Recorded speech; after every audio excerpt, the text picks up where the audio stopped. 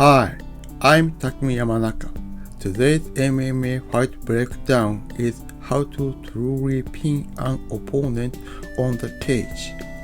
As I mentioned before, the ideal way to control an opponent at the cage edge is to sandwich their spin against the cage with no space.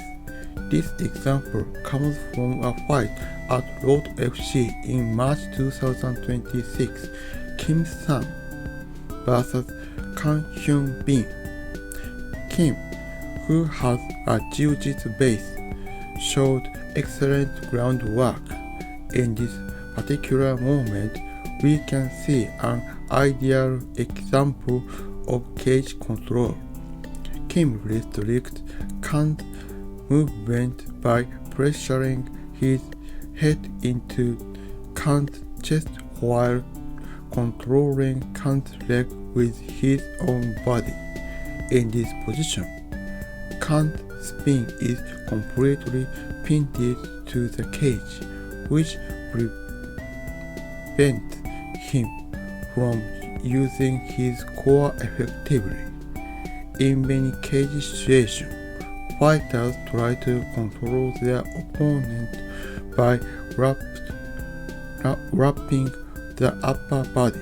This can limit some movement, but it often leaves space between the opponent and the cage. Because of that space, the spin is still free to move, which means the core muscles can still generate power. Even when particularly controlled, the opponents can still throw strong strikes, such as elbow. So, what is the correct approach? It's fine to drive your opponent to the cage by wrapping their body. However, once you reach the cage, you should release your arms and applying pressure directly with your body, pressuring into the chest or shoulders. At this stage, you don't need to create space by holding with your arm.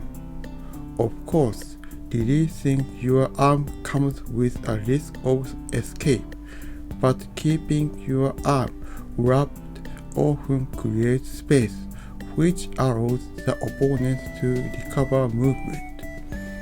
Try this in your gym.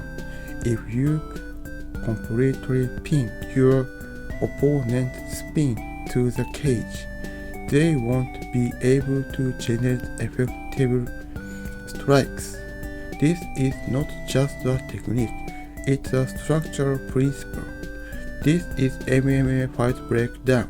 Thank you for watching.